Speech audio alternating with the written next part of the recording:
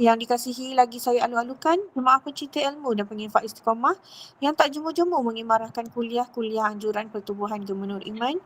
Alhamdulillah, dengan limpahan rahmat dan kasih sayang Allah, terpilih lagi kita pada pagi Sabtu 21 Syakban 1445 bersamaan dengan Mac kedua bagi tahun 2024 untuk mengimarahkan lagi kuliah duha Gemenur Iman dengan tajdid iman bersama Dr. Abdullah Rahmat Abdullah bersama Dr. bersama Dr. Abdul Rahman bin Mahmud. Baiklah, tanpa melengahkan masa lagi, kita mulakan pengembaraan kita di Taman-Taman Syurga dengan bacaan Ummul Quran yang akan dipimpin oleh Al-Fadil Ustaz yang kita segani bagi memohon kebarokahan halaqah ilmu kita pada pagi ini. Falyatafadhal mashkura ya Ustaz. Maaf Ustaz. الفاتحة. أعوذ بالله من الشيطان الرجيم. بسم الله الرحمن الرحيم. الحمد لله رب العالمين الرحمن الرحيم مالك يوم الدين إياك نعبد وإياك نستعين اهدنا الصراط المستقيم صراط الذين أنعمت عليهم غير المغضوب عليهم ولا الضالين آمين. بسم الله الرحمن الرحيم.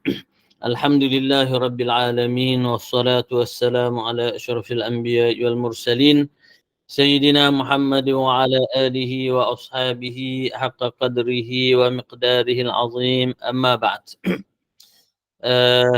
Alhamdulillah yang berbahagia Puan Hajah Rusniyati, kita panggil apa tadi, Presiden ataupun pengusi Gemar Nur Iman,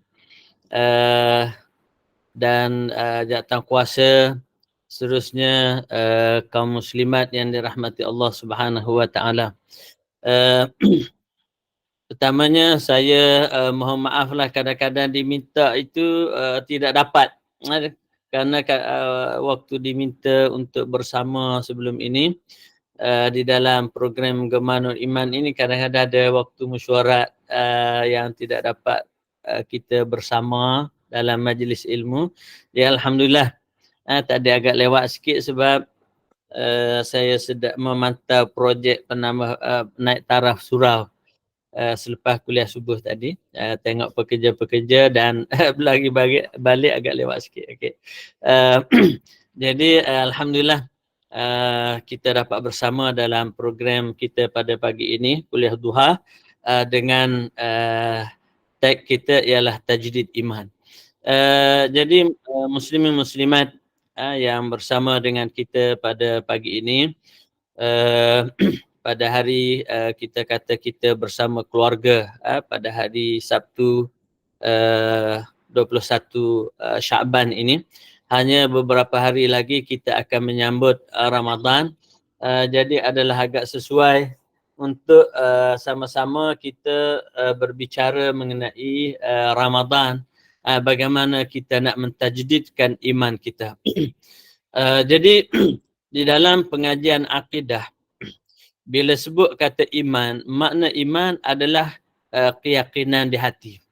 Jadi ulama-ulama akidah bila mendefinisikan iman, mereka menyatakan makna iman adalah suatu keyakinan di hati terhadap kewujudan Allah Subhanahu wa taala, dan juga seluruh rukun-rukun iman yang 6 disusuli dengan syahadah la ilaha illallah Muhammadur Rasulullah, kemudian diikuti dengan amalan, dengan segala rukun-rukun Islam, maka orang itu dipanggil orang yang beriman. Maknanya seseorang yang bukan Islam, untuk dia menjadi seorang Islam, dia perlu meyakini di dalam hatinya tentang kewujudan Allah, kenabian Nabi Muhammad sallallahu alaihi wasallam, dan rukun-rukun iman yang 6 yang lain. Kemudian dia juga perlu untuk berlafaz dengan lafaz syahadah, asyhadu an la ilaha illallah wa asyhadu anna Muhammadar Rasulullah. Kemudian diikuti dengan melaksanakan amalan, iaitu segala suruhan dan perintah-perintah Allah Subhanahu wa taala di dalam Al-Quran. dan juga perintah-perintah Nabi dan larangan Nabi di dalam hadis-hadis Nabi SAW. Maka dengan itu orang itu dikira sebagai seorang yang beriman. Cuma amalan-amalan ini dikira sebagai syarat untuk melengkapkan iman. Walaupun hakikat iman itu sudah cukup dengan seseorang itu meyakini adanya Tuhan, kemudian dia melafazkan syahadah, maka kita sebagai seorang manusia Muslim akan mengiktiraf seseorang itu sebagai seorang Muslim. Dan begitu juga orang yang dilahirkan dalam kalangan keluarga Muslim, maka anak-anak tersebut akan membesar sebagai seorang Muslim. Tetapi dia juga dituntut untuk memahami makna La ilaha illallah dengan kita mendidik dan mengajar kepada mereka makna ketuhanan, bagaimana sepatutnya kita beriman dengan kewujudan Allah dan mengenali Allah Subhanahu wa taala, beriman dengan Nabi Muhammad dan mengenali sifat-sifat kepribadian Nabi Muhammad sallallahu alaihi wasallam dan beriman dengan rukun-rukun iman yang 6. Ini semua kaum ibu muslimin muslimat adalah kewajipan kita sebagai ibu bapa. Tak ditanya kepada cikgu-cikgu di sekolah nanti tentang keadaan anak-anak kita. Yang akan disoal oleh Allah nanti ialah ibu bapa di rumah. Sebab ini adalah termasuk di dalam kewajipan tarbiyah. Kita yang wajib mentarbiah anak-anak kita di dalam rumah. Sekolah cikgu itu mereka menambahkan ilmu pengetahuan dan maklumat kepada anak-anak kita. Jadi dengan sebab itu anak-anak ini dipanggil amanah Allah kepada kita di dalam Al-Quran. Kerana kewajipan kita untuk menanam ke dalam diri mereka itu iman dan taqwa. Kemudian selepas kita beriman, kewajipan kita juga untuk mendidik anak-anak kita supaya melaksanakan suruhan, perintah-perintah Tuhan dan juga menjauhi larangan-larangannya. Sebab itu di dalam Al-Quran Allah Subhanahu ada dalam hadis Nabi SAW bersabda, "Allimu auladakumus salata li sab'in." Hendaklah kamu mengajar anak-anak kamu itu menunaikan sembahyang pada usia anak-anak itu 7 tahun. Wadribuhum li ashr, dan hendaklah kamu tegas dan memukulnya dengan at-ta'dib pada usia 10 tahun. Dan wafarriqu bainahum fil madaji', dan hendaklah dipisah tempat tidur antara anak lelaki dan anak perempuan pada usia 10 tahun. Jadi di sini adalah metod yang diajar oleh Islam bagaimana untuk kita melahirkan sebuah generasi yang beriman. Jadi dalam konteks kita hari ini ialah kewajipan kita untuk memahami tajdid iman dan juga pelaksanaan terhadap amalan-amalan Islam yang berkaitan dengan ibadat puasa. Jadi dalam ibadat puasa ini muslimin muslimat sekalian, bila Tuhan memerintahkan kepada kita berpuasa, ya ayyuhallazina amanu kutiba alaikumus shiyam. Tuhan kata, wahai orang-orang yang beriman, diwajibkan ke atas kamu berpuasa. Jadi sekarang ni orang yang tidak beriman kalau dengar saja puasa dia takut. Sebab itu kalau kita tanya kawan-kawan kita yang non-Muslim, Cina ke India ke, bila sebut kata puasa dengan makna tak makan, dia kata boleh kah? Susahlah. Tapi bila kita tengok kita orang-orang yang beriman, anak kita umur 7 tahun boleh puasa, 8 tahun boleh puasa, kadang-kadang bawah daripada 7 tahun pun dia boleh puasa. Mungkin 1 hari, setengah hari puasa. Esok nanti boleh sepenuh hari. Itu biasa kita dengan anak-anak kecil kita. Bila kita melatih mereka berpuasa, mereka dengan semangat nak berpuasa dan mereka boleh berpuasa. Penat nampak mereka sungguh tak makan. Tapi kerana Allah Subhanahu Wa Taala ini adalah suatu yang sangat indah. Anak-anak kita pun tak mengungut dia tak makan, tak marah kepada mak ayah dia tak makan sebab tahu dia berpuasa kerana Allah. Dan kita juga bila kita berpuasa tuan-tuan, bila kita tak makan, ya kita lapar, kita ada sedikit keletihan. Tetapi kita tahu bahawa di sebalik kita berpuasa kerana Allah itu ada suatu kenikmatan, ada suatu kelazatan, ada suatu kemanisan. Maka dengan sebab itu kita melihat Rasulullah sallallahu alaihi wasallam bila menyebut tentang puasa, Rasul dan Allah mengaitkan dia dengan iman. Maka dengan sebab itu, orang-orang yang beriman ini, di saat mereka berpuasa, dia akan mendapati banyak keistimewaan. Antaranya, Nabi SAW satu hari, Nabi naik mimbar. Nabi langkah dalam melangkah tangga pertama mimbar, Nabi kata amin. Nabi naik tangga kedua, Nabi kata amin. Nabi naik tangga ketiga, Nabi kata amin. Jadi sahabat-sahabat ni peliklah. Macam mana baca amin-amin? Orang yang doa tak ada. Kan kita bila ustaz doa, maka akak-akak semua akan kata amin, amin, amin. Sebab apa? Sebab ada orang mendoa dan kita dengar bacaan doa dia. Ni sahabat duduk diam je tengok, Nabi melangkah amin. Naik satu lagi amin. Naik satu lagi amin. Jadi sahabat kehairanan. Jadi bila Nabi turun daripada mimbar, sahabat-sahabat bertanya, ya Rasulullah, apa yang amin-amin tadi? Pelik tak ada, kami tak ada lah pula dengar baca doa, tapi tengok Nabi, Tuan, amin, amin. Jadi amin apa? Kata Nabi SAW, sewaktu saya melangkah menaiki mimbar tadi, saya telah didatangi oleh malaikat Jibril. Dan Jibril berkata, Man adraka Ramadan falam yughfar lah ab'adahullah. Sesiapa yang sempat masuk di dalam bulan Ramadan, kemudian dia tidak mendapat keampunan daripada Allah, orang ini akan dijauhkan oleh Allah Subhanahu Wa Taala. Maknanya dilaknat dan dijauhi daripada rahmat Allah. Sebab apa? Kerana siapa-siapa saja yang masuk bulan Ramadan, dia berpuasa bulan Ramadan, dia akan mendapat keampunan daripada Allah Subhanahu. Total dapat keampunan. Sebab tidak ada siapa yang berpuasa bulan Ramadan kerana nak ikut ayah dia, nak ikut mak dia, ataupun nak ikut kawan dia. Semua kita berpuasa faham bahawa kita berpuasa ini kerana Allah, kerana ini adalah tuntutan di dalam syariat Islam kepada setiap orang yang beriman, dia hendaklah berpuasa. Orang mu'allaf, kau siapa-siapa, kau apa, bila kata masuk bulan Ramadan, dia tahu dia berpuasa ini memang kerana Islam suruh puasa. Walaupun mungkin dia puasa, dia tak pakai tudung, dia puasa, dia tak semayang. Tak apa. Mana dia mendapat pahala dengan puasa, tapi dia berdosa dengan hak yang dia buat kesalahan yang lain. Walaupun kita tahu ada sedikit kepincangan dari sudut keimanan, namun tetap dia akan mendapat pahala dan ganjaran daripada Allah Subhanahu Wa Taala, kita harapkan.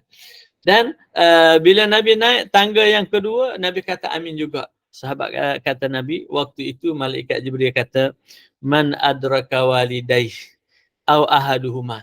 Sesiapa yang sempat dalam masa hidup dia ini dengan kedua ibu bapa dia, ataupun salah seorang daripada mereka, adakhalahullahu nar, dia ni masuk neraka dengan sebab kedua ibu bapa dia ini, maka orang ini adalah orang yang dijauhi daripada rahmat Allah. Sebab apa? Sebab ibu bapa ini orang yang menjadi sebab seseorang anak itu boleh masuk syurga dengan mudah. Khidmat kepada kedua ibu bapa itu ganjaran dia syurga. Maka kalau dia ni masuk neraka memang teruklah. Dengan teruklah. Sebab apa? Dengan khidmat kepada ibu bapa itu kita akan dapat masuk syurga. Samalah lelaki dan wanita. Kemudian bila Nabi naik tangga yang ketiga, malaikat Jibril kata, sesiapa yang man zukirta indahu falam yusalli alaik. Sesiapa yang disebut nama Nabi SAW di hadapan dia dan dia tidak mengucap selawat kepada Nabi. Kita kata Nabi Muhammad, kita bersenyap, kita tak kata Allahumma salli ala Sayyidina Muhammad. Sebab kita disunatkan bila sebut sebut nama Nabi Muhammad, kita baca Allahumma salli ala Sayyidina Muhammad. Kita bacalah kuat sikit pun supaya kawan-kawan sebelah pun dia tengok, sebut nama Nabi, Allahumma salli ala Sayyidina. Jangan kita baca dalam hati je. Baca Allahumma salli ala Sayyidina Muhammad bila dia sebut nama Nabi. Sebab apa? Kata malaikat Jibril, orang-orang ini dijauhkan daripada rahmat Allah. Sebab apa? Sebab kita tak tahu Nabi Muhammad ni siapa. Nabi Muhammad ni orang yang perlu dicintai sallallahu alaihi wasallam. Nabi Muhammad ni orang yang perlu ada di hati kita. Di mana sahaja kita terdengar namanya, maka disunatkan kita mengucap selawat kepada Nabi sallallahu alaihi wasallam sebagai tanda syukur, sebagai tanda cinta, sebagai tanda ingat kita kepada Rasulullah sallallahu alaihi wasallam, sebab dia adalah semulia-mulia makhluk dan sebaik-baik anak Adam di atas muka bumi. Itulah Nabi kita, Nabi Muhammad sallallahu alaihi wasallam. Jadi dengan sebab itu sebut saja nama Nabi, kita ingat. Jadi di dalam hadis ini, kaum ibu yang dirahmati Allah Subhanahu wa taala dan muslimin yang turut serta bersama keluarga, perlu kita ambil perhatian 3 perkara yang memudahkan kita dapat pahala dan dapat keampunan daripada Allah Subhanahu wa taala. Yang pertama, kita berpuasa di bulan Ramadan. Kita mudah saja dapat pahala dan dapat keampunan. Yang kedua, khidmat kepada kedua ibu bapa, mudah saja dapat keampunan daripada Allah, kasih sayang daripada Allah Subhanahu wa taala. Jangan dengan sebab ibu bapa kita masuk neraka maka kita dimurkai Allah. Begitu juga Nabi Muhammad sallallahu alaihi wasallam, dengar saja Nabi Muhammad ucaplah selawat, kita mendapat ganjaran pahala yang sangat besar. Jadi biarlah setiap hari ini kita banyak dengar nama Nabi dan banyak kita mengucap selawat kepada Nabi sallallahu alaihi wasallam. Jadi nak suruh banyak dengan Nabi ini, kita kena masuk dalam majlis-majlis yang banyak sebut nama Nabi. Kalau kita masuk majlis yang tak sebut nama Nabi, tak ada lah. Waktu kita ada, rasanya Puan Hajah pernah dalam beberapa bulan lepas nak minta kuliah. Saya tak ingat kuliah waktu pagi juga ke apa. Kebetulan saya ada mesyuarat di Kuala Lumpur, Kementerian Pendidikan. Jadi waktu tu saya berada dekat dengan Cokit. Cokit kan dia panggil, Plaza apa ni, tapi tak apalah, lupa dah nama tu. Abdul Rahman. Dekat dengan Masjid Bukhari tu, dekat kawasan tu lah, dengan apa tu, dekat dengan Times Square tu. Apa kat situ nama. Tapi ada satu pusat beli belah tu, hari Khamis malam Jumaat, saya tengok ramai sangat pakai baju t-shirt. Baju t-shirt dan ramai orang Melayu, orang Islam kita lah, orang Melayu lah muka je.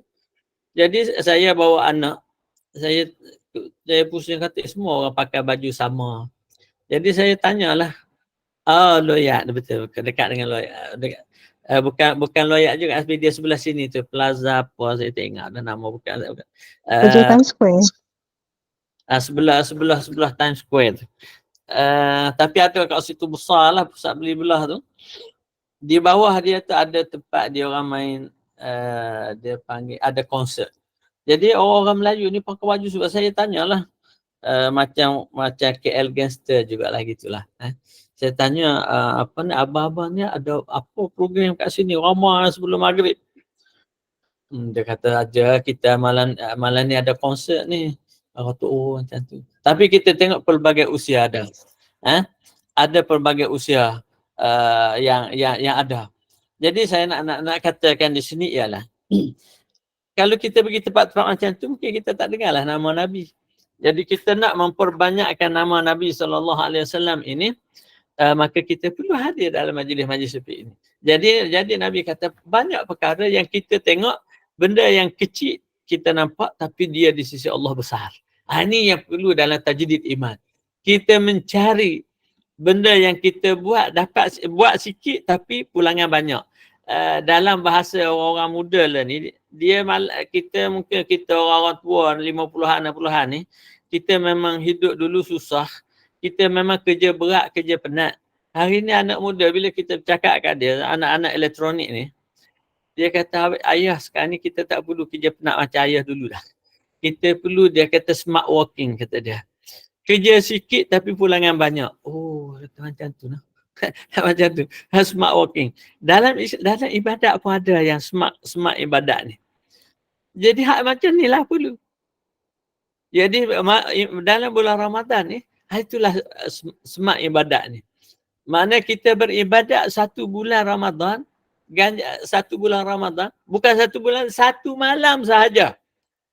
Kita boleh dapat 84 tahun ibadat. 1 malam saja. Ini orang panggil smart ibadat ni. Jadi orang tak fikir. Dulu kita duk marah-marah anak suruh penat belajar, penat bekerja macam kita kata tak perlu ayah. Sekarang ni semua dah maju, dunia dah bertukar.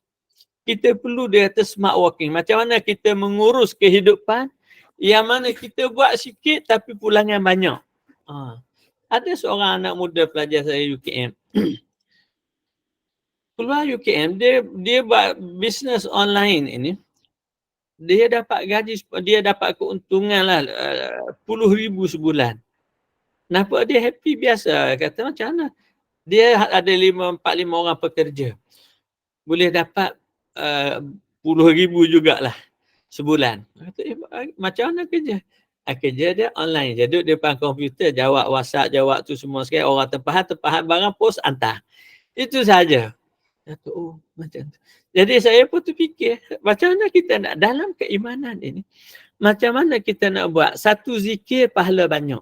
Selawat sekali dapat 10. Selawat sekali dapat 10. Nampak? Pahala banyak. Maknanya dalam hadis Nabi kata man shalla alaihi wahidan sallallahu biha alaihi asyra. Siapa yang mengucap selawat kepada Nabi, dengan selawat itu Tuhan memberikan ganjaran pahala dan rahmat ke atas dia 10. Mana banyak sekali kita. Begitu juga dengan zikir-zikir. Zikir-zikir yang kita baca, yang ganjaran pahalanya banyak. Ini kita cari. Dan kita buat supaya kita dapat pulangan. Antara yang besarnya ialah puasa bulan Ramadan. Sebab Nabi kata, puasa bulan Ramadan ini, Ramadanun ila Ramadan kafaratun lima bainahuma. Ramadan lepas dengan Ramadan yang akan datang 9 hari lagi ini, kalau kita masuk di dalamnya itu dan kita berpuasa di dalam bulan Ramadan ini, kehidupan kita dan juga ibadat puasa kita itu menyebabkan Tuhan akan mengampunkan dosa-dosa kita yang lalu selama mana kita menjauhi dosa-dosa besar. Habis kalau kita ada dosa besar macam mana? Kena taubat segera. Bila kita dah bertaubat daripada dosa-dosa tersebut, kemudian kita berpuasa bulan Ramadan, kita akan mendapat keampunan daripada Allah Subhanahu Wa Taala.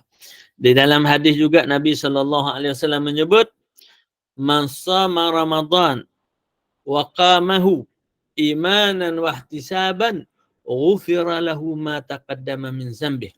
Sesiapa yang berpuasa bulan Ramadan dan menghidupkan malamnya dengan sembahyang, maka dia akan diampunkan dosa-dosanya yang lalu.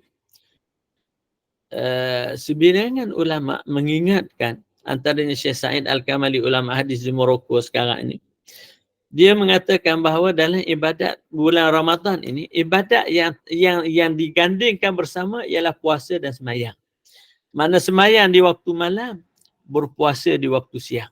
Sebagaimana kata hadis Nabi SAW, waktu awal Ramadan Nabi berucap kepada para sahabat, Nabi kata, qad azallakum syahrun azimun karimun mubarak.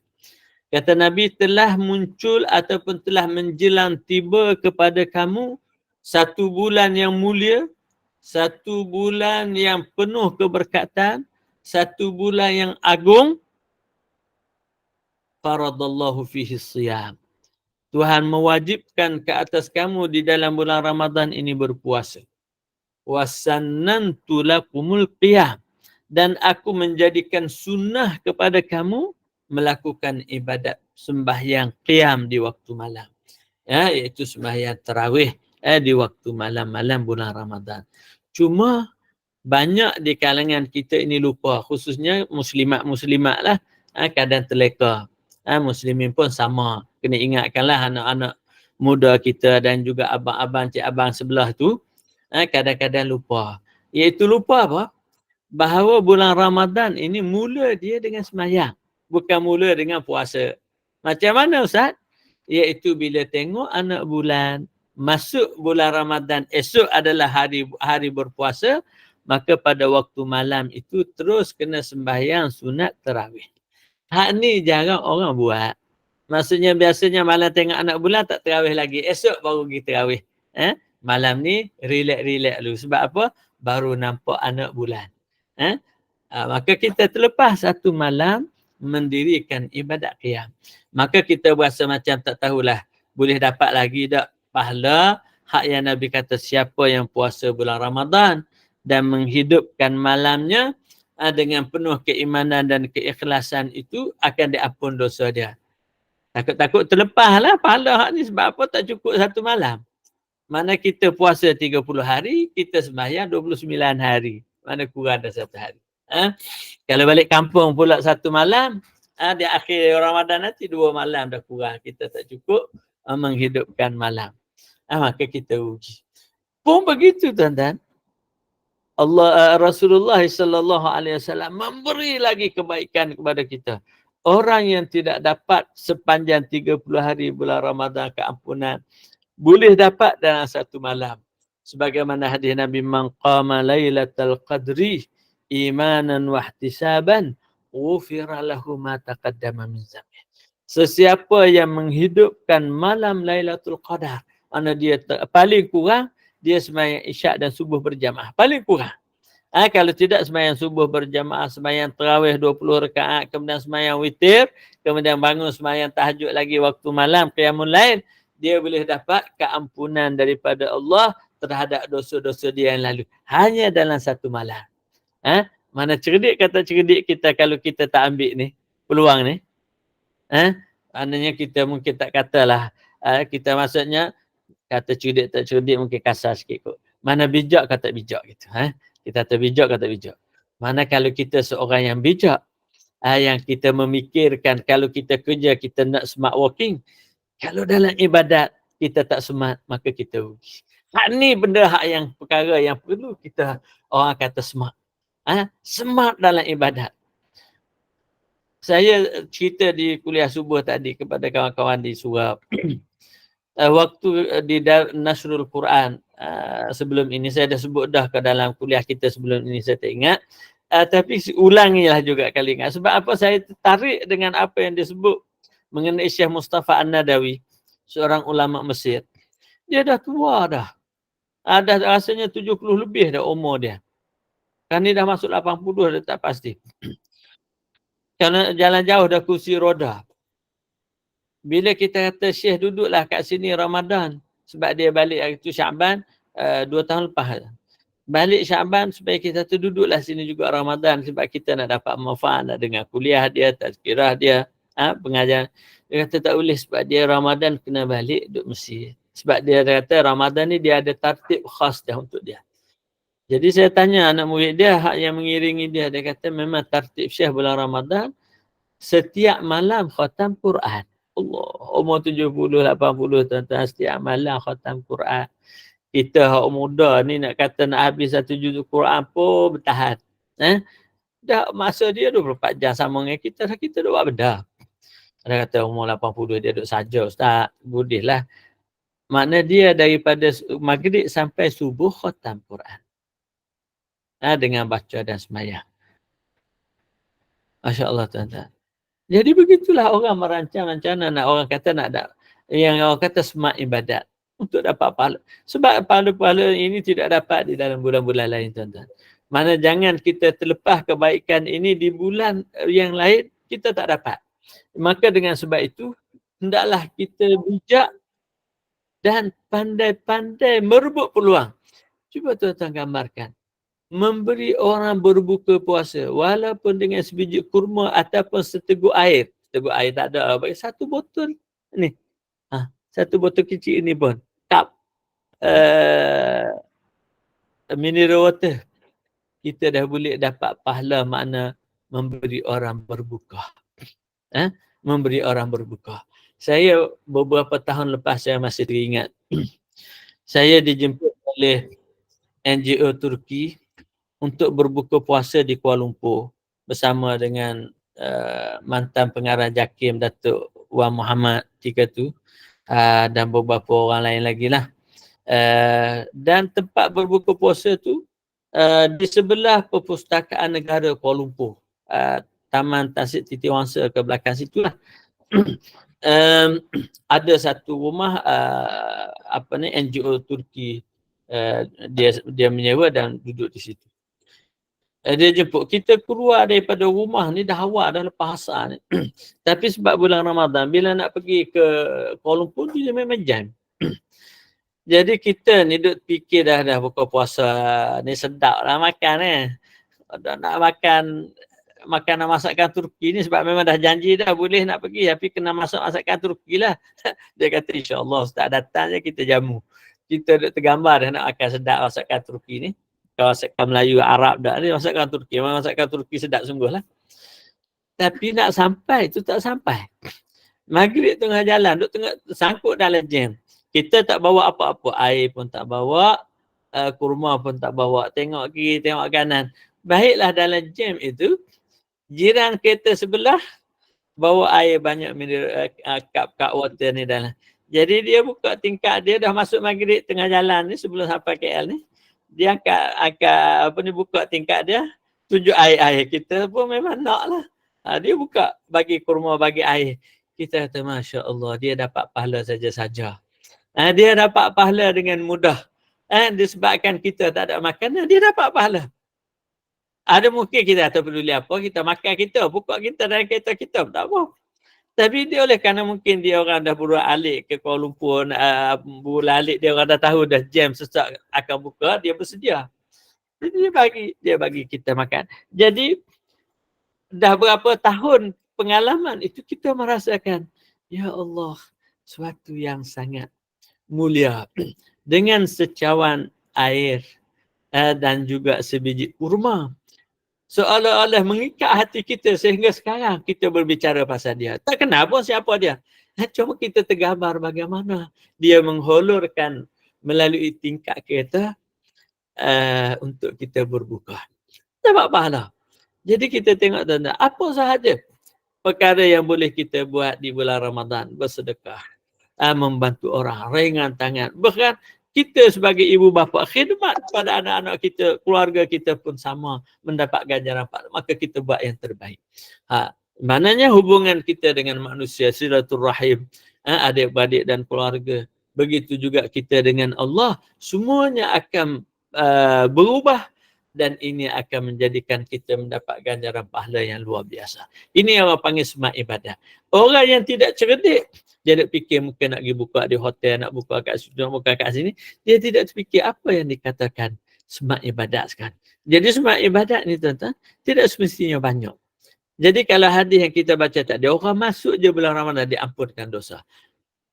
Orang khidmat je kepada ibu bapa, masuk syurga. Mengucap selawat kepada Nabi, mendapat gandaan pahala. Jadi apa makna semua ini tuan-tuan? Makna semua ini tuan-tuan? Beribadat satu malam, ganjaran pahala 1000 bulan seolah 84 tahun ibadat satu malam. Jadi apakah kita ni tidak cerdik dengan usia kita yang semakin jauh, semakin meningkat, semakin lemah badan kita ini kalau kita tidak merebut. Syekh Abdul Hasan Ali An-Nadawi, ulama hadis dan ulama terkenal di India.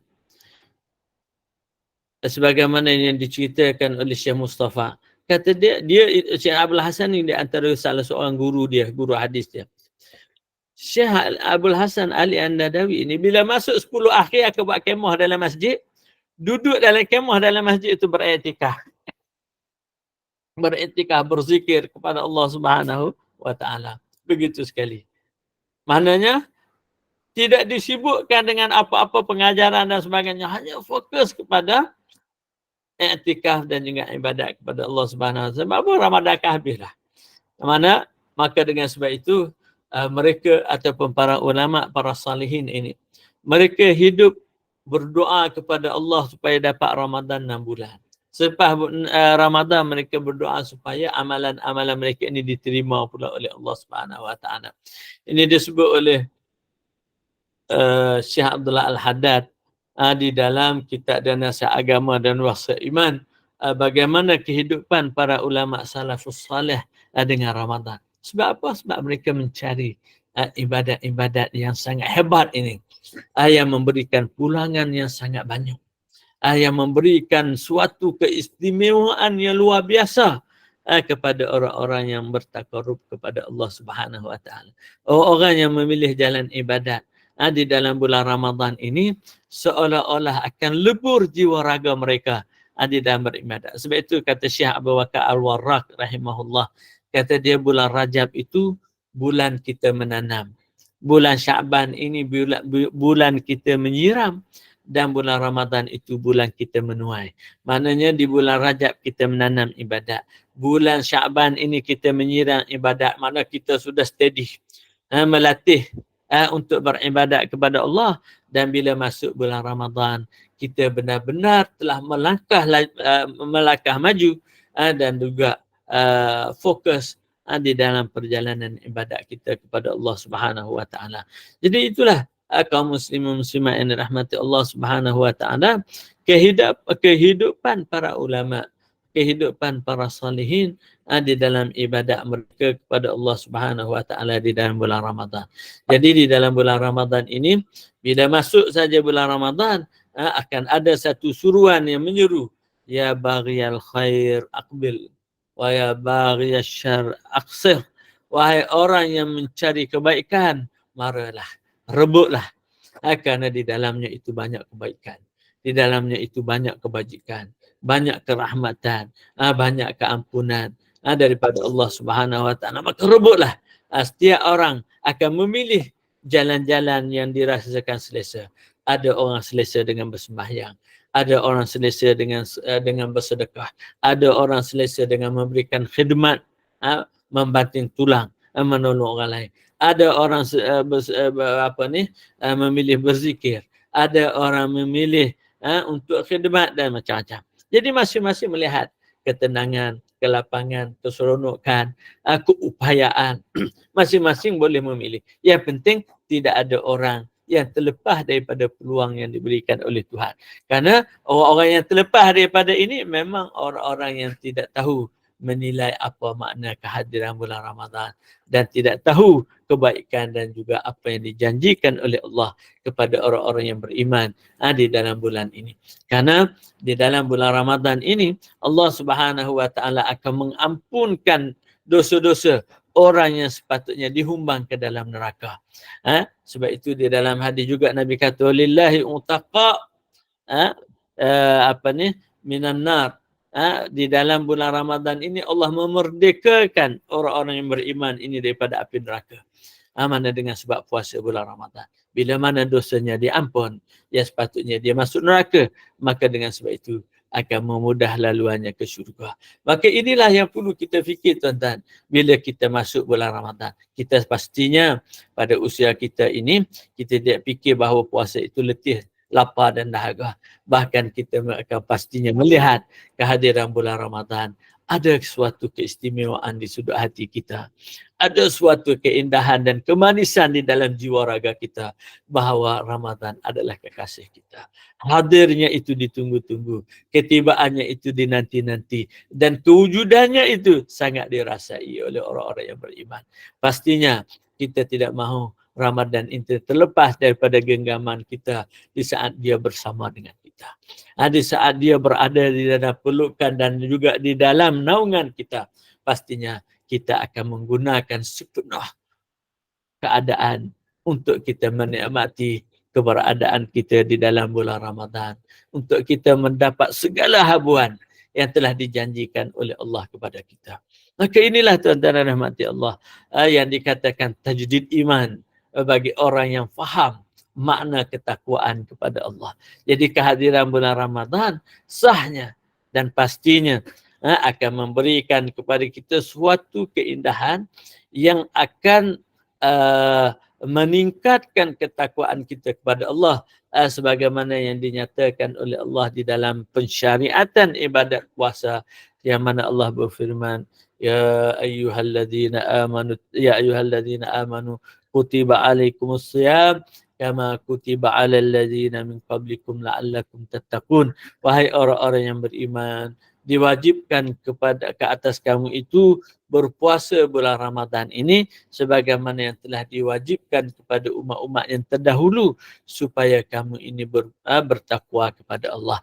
Perkataan supaya kamu bertakwa di sini bukan maksud harapan, tak. Bahkan dengan berpuasa itu pastinya kamu akan bertakwa kepada Allah Subhanahu wa taala. Jadi kalau kita tengok puasa ini adalah merupakan satu metod untuk pembersihan jiwa. Satu metod untuk mengawal nafsu dan juga syahwat kita supaya kita sentiasa akur dan tunduk kepada Allah dan merasai kehambaan kita serta mentakzimkan Tuhan yang Maha Besar serta Tuhan yang Maha Pencipta. Jadi kita tidak akan merasai kebesaran Tuhan itu sehinggalah kita benar-benar merasai bahawa dialah Tuhan kita, dialah yang Maha Ada, dialah yang Maha Kaya, dialah yang Maha Pencipta, dialah yang memiliki segala-gala dan dialah Raja. Maka kita akan merasai bahawa kita adalah hamba-Nya. Kita adalah sebuah satu makhluk yang sangat kerdil daripada kalangan makhluk-makhluk Allah yang sangat banyak. Kita diwajibkan oleh Allah untuk taat kepada Allah dengan pilihan kita. Sementara makhluk-makhluk Allah yang lain semuanya tunduk bertasbih kepada Allah tanpa pilihan. Sebagaimana kata Allah Subhanahu wa taala di dalam Al-Quran, wa in kullun illa yusabbihu bihamdihi walakin la tafqahuna tasbihahum. Semua makhluk yang ada mengucapkan tasbih dan selawat dan mengucapkan tasbih kepada Tuhan, dan namun kamu yang tidak mengetahui tasbih-tasbih mereka. Beberapa hari di depan rumah Ustaz ni ada satu pokok. Ada beberapa hari kadang-kadang ada tetamu datang ke pokok ini, iaitu burung murai. Jadi setiap kali dia datang ke pokok di depan rumah ini, sebelum subuh lagi dia dah berzikir dah. Sebelum subuh lagi, sampailah kepada syuruk. Kalau tidak diusik oleh sesiapa di pokok. Dia sebelum subuh lagi dia dah berkumpul dah. Cuci. Sampailah azan subuh. Sampailah lepas daripada subuh. Dia duduk lagi cuci hampir kepada syuruk. Mungkin lepas tu baru dia terbang pergi cari makan. Tapi kita tengok, ya Allah, kita kata, dia dah bangun lebih awal daripada kita. Dah duduk cuci atas pokok. Mungkin itulah tasbih di awal pagi untuk dia. Dalam keadaan kita masih tidur, lena dengan sebab makanan yang lazat, minuman yang sedap, kita lena dengan tidur kita. Jadi kita tengok makhluk-makhluk Allah, semuanya telah berzikir, semuanya telah bangun mengingati Allah dalam keadaan kita masih lenyap tidur lena tanpa mengingati Allah. Bukankah kita terzikir sebanyak merasa malu? Bagaimana makhluk-makhluk Allah Subhanahu wa taala patuh dan tunduk. Kita sebagai seorang makhluk yang diberikan akal, kewarasan, kebijakan, kecerdikan, bagaimana kita tidak boleh berfikir bahawa kita adalah seorang makhluk yang istimewa daripada kalangan makhluk-makhluk Allah yang lain. Namun kita tidak tunduk patuh kepada Allah. Kita lalai daripada mengabdikan diri kepada Allah. Nah, ibadat puasa inilah sebenarnya yang menyentuh hati kita dan juga membangkit perasaan kita untuk kita benar-benar sedar bahawa di saat kita tidak makan, tidak minum, kita berlapar dan kita berdahaga untuk kita benar-benar merasai bahawa kita hidup adalah dengan rahmat Allah. Kita hidup dengan kurniaan Allah. Kita mendapat makan minum adalah dengan anugerah Allah. Semua itu adalah pemberian-pemberian Allah yang sangat banyak kepada kita. Kita berbuka dengan berbagai-bagai hidangan yang lazat. Kita minum dengan berbagai-bagai hidangan yang istimewa. Apakah kita tidak tahu untuk nak mengatakan Alhamdulillah di atas segala nikmat kurniaan yang sangat besar kepada kita? Apakah kita tidak bersyukur dan melihat kepada mereka yang kekurangan untuk kita juga menyumbang dan untuk kita juga memberi dan kita bersyukur kepada Allah Subhanahu wa taala. Jadi tuan-tuan dan puan-puan rahmati Allah Subhanahu wa taala, itulah kehidupan kita yang sementara. Kita melihat di dalam usia remaja kita, daripada usia 1 hingga 10 tahun, kita dalam keadaan kanak-kanak. Selepas 10 tahun hingga 20 tahun, kita dalam keadaan remaja mencari makna kehidupan. Selepas kita 20 ke 30 tahun, kita meneroka kehidupan. Dan sekarang ni kita sudah 40 ke 60 tahun. Kita benar-benar menjejak kaki yang sepatutnya kita sedar bahawa kita hidup di atas dunia hanyalah sementara dan kita tidak akan kekal selama-lamanya di dunia, yang pastinya kita akan menghadap Tuhan yang Maha Pencipta. Dulu kita melihat ibu bapa kita meninggalkan kita. Kemudian hari ini kita melihat teman sebaya kita meninggalkan kita, rakan sekolah kita meninggalkan kita, dan mungkin satu ketika lagi kita melihat orang yang kita cintai, pasangan kita juga akan berpisah meninggalkan kita, dan di mana nanti kita akan bertemu dengan orang-orang yang kita cintai semua. Semua ini tidak akan dapat menyatukan kita kecuali dengan keimanan. Kita akan dihimpun oleh Allah Subhanahu Wa Taala dengan teman, dengan rakan, dengan ibu bapa kita, semuanya nanti akan dihimpun oleh Allah Subhanahu Wa Taala di dalam syurga di saat kita semua beriman kepada Allah Subhanahu Wa Taala. Sebagaimana firman Allah dalam surah At-Tur, "Walladzina amanu wattaba'atuhum dzurriyyatuhum biimanin alhaqna bihim dzurriyyatahum." Orang-orang yang beriman kemudian disusuli oleh anak, isteri dan keluarganya dengan keimanan, maka kami akan himpun mereka semua di dalam syurga. Begitulah juga kawan-kawan, teman-teman, sahabat-sahabat, kenalan kita sekarang, yang kita ada, yang kita pilih, semuanya mereka nanti akan bersama di dalam syurga nanti. Sebagaimana Allah Subhanahu Wa Taala menyebut, al-akhillau ba'duhum li ba'din aduwwun illa al-muttaqun. Orang yang berkawan di dunia ini semuanya nanti akan bermusuhan bila pergi ke akhirat, kerana masing-masing akan menuduh dan mengecam satu sama lain disebabkan dosa dan maksiat mereka kepada Allah. Kecuali orang-orang yang bertakwa, mereka akan bersatu satu sama lain. Mereka akan bersama dengan satu sama lain. Maka dengan sebab itu kita bila mati, kita kata semoga ia akan ditempatkan bersama dengan orang-orang yang saleh.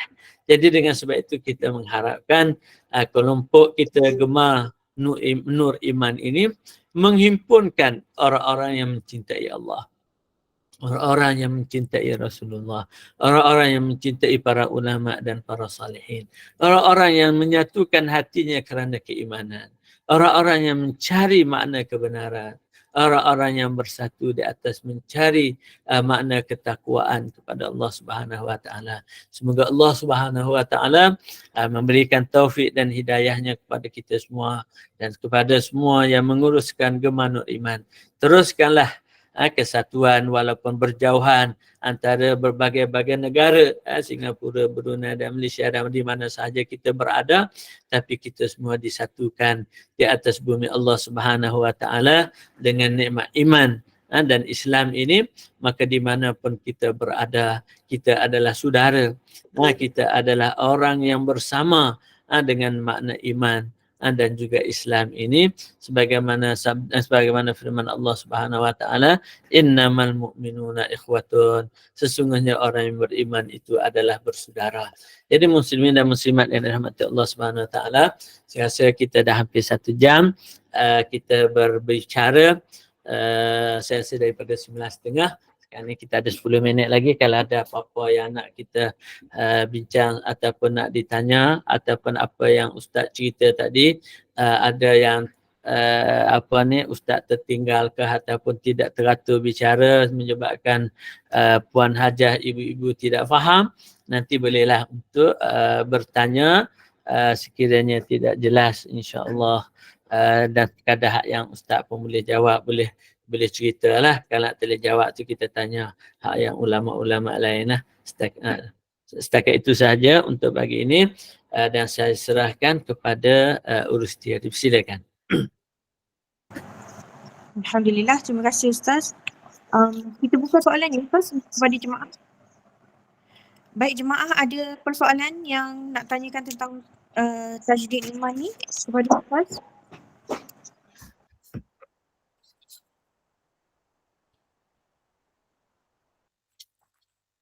Selalu Gemah Nur Iman ni mudah faham ya. Assalamualaikum warahmatullahi wabarakatuh Ustaz. Waalaikumsalam warahmatullahi wabarakatuh. Fadhali, silakan. Ustaz, tadi Ustaz cakap nanti di akhirat nanti kita akan dengan sahabat-sahabat kita, dengan suami, dengan ibu bapa dan dengan anak-anak kita akan dakwa-dakwi Ustaz. Ya. Tapi kalau kita di dunia lagi kita dah mohon maaf, maafkan mereka dan kita mohon pada Allah supaya kita tidak mendakwa mereka dan mereka tidak mendakwa kita. Allah kabulkan ke Ustaz. Itulah soalannya. Okey, bismillahirrahmanirrahim. Persoalan yang disebut nanti, apakah bila kita telah memberikan kemaafan, apakah nanti kita akan bercakaran di hari akhirat? Kita harap bila kita telah memberikan kemaafan, kita tidak ada lagi tuntutan-tuntutan yang berkaitan di akhirat kelak. Sebab itu di antara ciri-ciri orang masuk syurga ini, orang yang boleh mengatakan, saya memaafkan anda. Sebab itu boleh kita baca di dalam surah Al-Imran rasanya ayat 117 kalau tak silap. Tuhan kata wasari'u ila maghfiratin min rabbikum, segeralah rebut keampunan Tuhan kamu, wa jannatin arduhas samawati wal ard, dan syurga yang luas langit bumi. Tuhan kata uiddat lil muttaqin, yang disediakan kepada orang yang bertakwa. Siapa mereka yang bertakwa ni? Tuhan perincikan beberapa sifat mereka. Tuhan kata alladzina yunfikuna fis sarra'i wad dharra, orang yang suka berinfak, bersedekah waktu senang dan susah. Wal kazimin al ghaiz, orang tahan marah. Ya, kadang muslimat dia suka marah juga. Kadang hak nak marah pun dia marah suami dia. Kalau suami pun kalau dia nak marah, dia marah isteri dia. Dia tak ada lah kata nak marah Amerika, marah Israel, jauh. Kalau dia menjerit sini pun tak dengar orang kata orang gila apa. Kan? Sebab jauh. Tapi dia marah orang dekat. Jadi sebenarnya orang dekat tu dia menyayangi kita sebenarnya. Cuma kita perlu sedikit kesabaran. Perlu sedikit kepada kelunturan. Maka dia kata wal kaziminal ghaiz wal afina anin nas, dan orang yang suka memaafkan orang lain. Jadi memberikan kemaafan ini adalah suatu yang sangat mulia, dan maafkanlah orang. Sebab itu di dalam hadis Nabi kata iltamis li akhika 70 uzran, berikanlah kepada saudara kamu itu 70 keuzuran. Apa maksud 70 keuzuran? Maksudnya kalau dia buat salah begini, kata mungkin dia lupa kot, dia tak nampak kot, dia mungkin stres kot. Jangan kita kata memang kurang hajar sungguh, kepala batu. Jangan begitu. Jadi carilah jalan. Kita kata mungkin sahabat kita ni ada masalah kot, tak apalah. Kalau dia tak kena itu, tak kena ni, kita tak apalah, kita maaf. Biasanya kita ibu-ibu dengan anak-anak nak kena maaf banyak. Anak-anak ni kita tengok anak-anak kita hak zaman lagi lah, hak zaman dulu pun sama juga kan. Jadi begitulah dengan anak-anak pun sama, dengan suami isteri sama, dengan kawan-kawan sama. Kalau kita ada upaya maaf, maka kita ketahuilah memberikan kemaafan kepada orang itu bukan bermakna kebodohan bagi pihak kita. Bahkan di situlah kekuatan dan kehebatan sebenarnya. Itu adalah kekuatan dan kehebatan. Bukan semua orang boleh memberikan kemaafan. Bahkan orang sanggup memendam marah dan dendam bertahun-tahun. Dalam keadaan yang merosakkan diri dia sendiri, stres, darah tinggi dan macam-macam. Orang yang memberikan kemaafan, kita melihat dia senyum di mana-mana saja. Dia senyum di mana-mana saja. Bahkan dia menanggung derita kerana orang menyakiti dia. Tetapi dia kerana kemaafan itu dia masih boleh melemparkan senyuman. Dia masih boleh melemparkan senyuman. Dan ini adalah suatu yang sangat sukar. Kalau dia mudah, masakan Tuhan mengatakan ini ciri-ciri ahli syurga. Mana tidak semudah apa yang kita kata, walaupun dia sebenarnya mudah. Tidak semudah apa yang kita kata, walaupun sebenarnya dia mudah. Tetapi oleh kerana kita diupayakan ataupun dikuasai oleh nafsu dan syahwat kita, kadang-kadang kita yang tahu, kita ustaz-ustazah pun, kadang-kadang kita di saat dikuasai oleh nafsu dan kurang kewarasan dan juga keupayaan berfikir kita, hilang kesabaran, mungkin kita bertindak dengan sesuatu yang tidak wajar. Jadi ini sangat perlu untuk kita berdoa kepada Allah. Dan kehadiran bulan Ramadan sebenarnya sepatutnya menterbiahkan kita untuk lebih matang, untuk lebih bijak, untuk lebih terhormat kepada diri kita sebagai seorang Muslim yang hebat. Jadi insya-Allah bila kita dah memberi kemaafan, pastinya tidak ada lagi dah apa-apa. Bahkan kita memaafkan kepada orang yang bersalah itu, pastinya itu akan mendapat ganjaran yang lebih besar daripada Allah Subhanahu wa taala.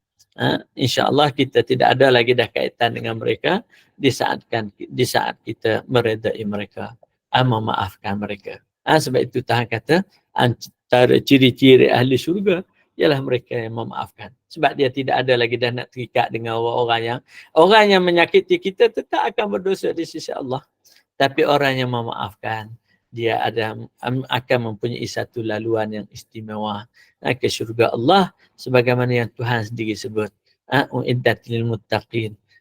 Antaranya orang-orang yang menahan marah dan orang yang memberikan kemaafan. Saya maafkan anda.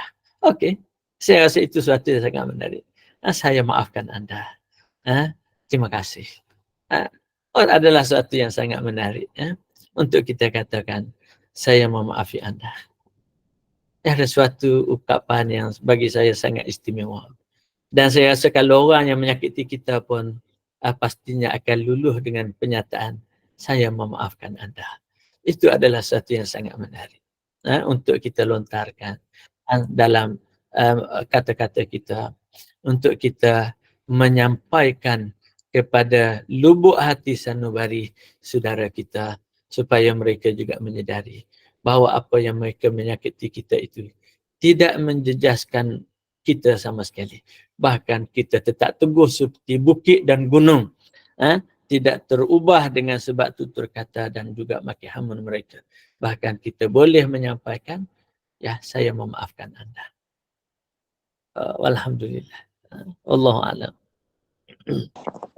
Alhamdulillah. Terima kasih Ustaz. Ya. Menyentuh hati Ustaz. Bacaan anak Ustaz. Silakan. Silakan. Ustaz. Salam. Ustaz nak tanya, bilakah waktu terbaik untuk kita memperbaharui iman kita dan bagaimana cara untuk kita nak perbaharui iman tu? Okey. Waktu tidak ada. Setiap masa kena tajdid. Sebab itu di dalam hadis Nabi kata, jaddidu imanakum. Perbaharui iman kamu. Makna setiap masa. Lalu sahabat tanya, wa ma tajdidul iman? Bagaimana nak mentajdidkan iman wahai Rasulullah? Maka kata Nabi, aksiru min qawli la ilaha illallah. Perbanyakkanlah ucapan la ilaha illallah. Maknanya kita bila kita mengucap la ilaha illallah Muhammad Rasulullah itu, kita mengucap dengan makna kita faham. Maksudnya kita menyaksikan bahawa tiada Tuhan yang disembah melainkan Allah. Dan kita juga menyaksikan bahawa Nabi Muhammad adalah Rasul Allah, utusan Allah. Iaitu dengan makna hati kita, akal kita dan hati kita benar-benar yakin kepada Allah. Dan kita benar-benar merasa kagum dan merasa terpegung, teruja, tertarik, cinta kepada Allah Subhanahu wa taala, yang mana kita benar-benar meyakini kewujudannya, merasai keberadaannya, merasai segala limpah kurniaannya. Ya, kita lihat diri kita yang hebat sehingga umur 60-70 tahun ini kita tak pernah pun sakit tenat. Kalau ada sekali-sekala pun kita masih hebat. Diberikan oleh Allah kepada kita kekuatan, diberikan oleh Allah dengan curahan dan limpahan nikmat sehinggalah kita ada sekarang. Apa yang kita nak kata? Daripada tiada kita ada. Setelah ada diberikan apa saja. Kemudian kita nak cakap apa? Kita kalau orang beri mungkin sebuah rumah teres, sebuah kereta pengangkutan kita. Kita ingat sampai mati, terima kasih banyaklah. Kalau tidak kita akan duduk di tengah panas matahari. Kita pula duduk tengah hujan, dibasahi oleh hujan pula. Kesejukan, kepanasan. Tidak ada apa-apa kemudahan. Kita merasa penderitaan yang sangat-sangat. Kita tengok macam mana sahabat-sahabat kita yang di Palestin sebagai pelarian. Kita boleh tengok macam mana susahnya seorang ibu, seorang wanita, anak-anak muda dengan kehidupan dia, dengan bawa baby lagi, anak-anak kecil lagi mengherik kiri kanan. Kita rasa akan menangis. Kita tengok kita yang ada anak-anak ni. Kita ada anak-anak. Saya ada 9 orang anak. Ramai sangat. Kita ada 9 naik herit, 9 naik herit macam mana? Kita bawa kereta, naik kereta herit semua sekali 9. Seronok. Dia naik herit macam mana? Naik herit anak lagi, anak berlari ke sana kemari, berperang, anak nak makan, anak menangis, anak sakit, anak cedera. Nah, hidup macam mana? Kita duduk selesa, makan, minum, semua ada, duduk dalam aircon, rumah ada, pengangkutan ada, semua ada. Kalau sakit, rawatan sempurna, semua sihat. Hospital kelas pertama. Apa yang kita nak kata selain daripada kita Alhamdulillah. Setelah seusia kita semacam ini, apa lagi kita nak tunggu? Takkan kita nak tunggu nak mati? Kalau dah mati, tidak ada makna lagi nak bersyukur. Maka dengan sebab itu, kita setiap masa, tuan-tuan dan puan-puan, perlu ada satu waktu untuk kita berfikir. Nak fikir apa? Kita kena fikir siapa kita. Apa tujuan kita berada di dunia. Apa yang perlu kita lakukan. Dan ke mana kita nak pergi. Dan apa kesudahan kita selepas kita mati nanti. Kita ke syurga ataupun ke neraka. Ini tentang kita kena fikir. Kalau kita tak ada masa nak fikir syurga neraka, kita nak tahu, tak nak fikir pun, kita duduk atas dunia nak buat apa, maka kita akan rusak. Kita akan jadi macam binatang-binatang ternakan yang duduk dalam reban, makan orang hidang, nak minum orang beri. Kemudian bila sampai masa orang sembelih, kemudian bila dah mati masuk neraka lah orang macam. Sebab itu Tuhan sebut dalam surah Muhammad keadaan orang kafir, Tuhan kata wallazina kafaru, orang yang kafir itu yakulun, makan-makan saja. Wa yatamatta'un, seronok-seronok saja, nikah kahwin beranak begitu je, kemudian mati. Yakulun wa yatamatta'un kama ta'kulul an'am, sebagaimana binatang-binatang ternakan duduk dalam reban makan. Maka kata tawanna rumah suallahu, neraka lah tempat dia. Adalah makan saja, tak beriman kepada Allah pula. Kita sekarang ni duk makan, minum juga atas dunia. Yang beza kita dengan mereka ialah kita beriman. Kita tahu yang kita ni ada Tuhan. Kita hamba, duduk sementara, bertenggek di dunia yang Tuhan berikan ini.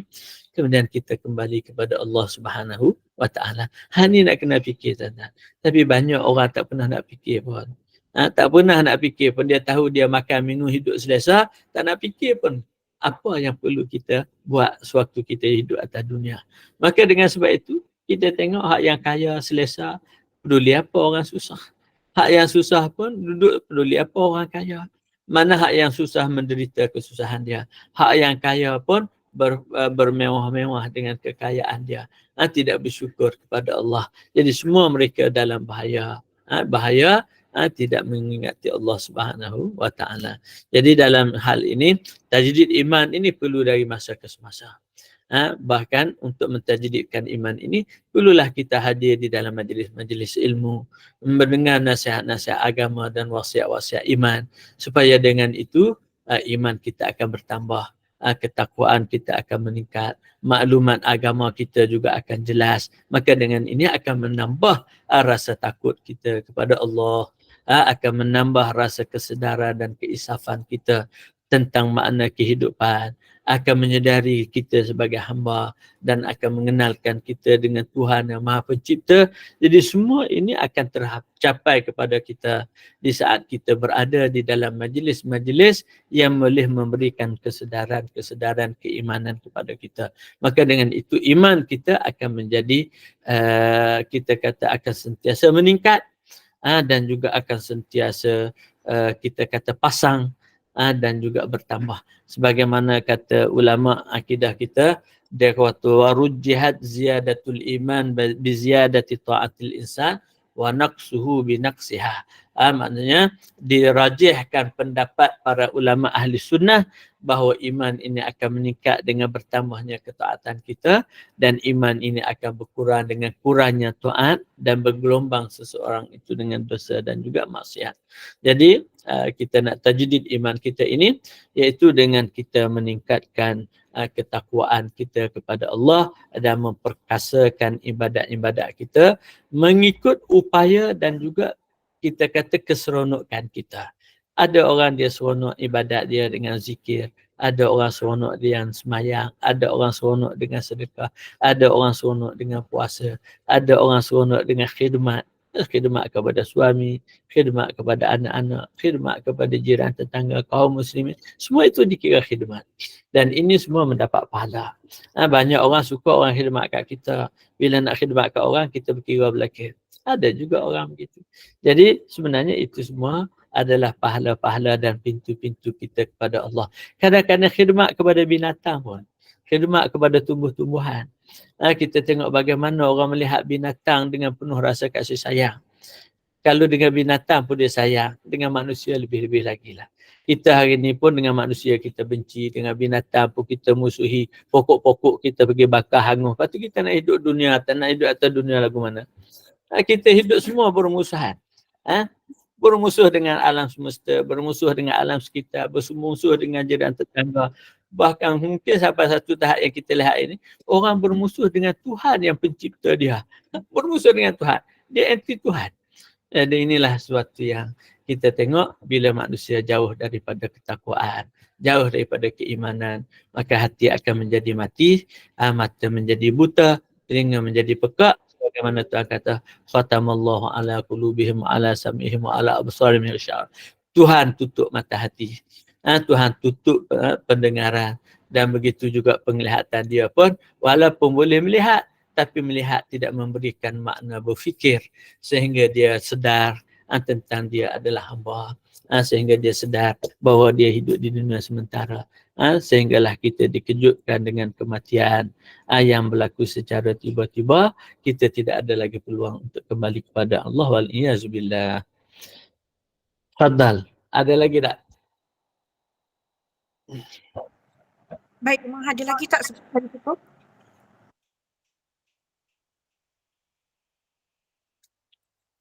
Alhamdulillah. Tak ada dah.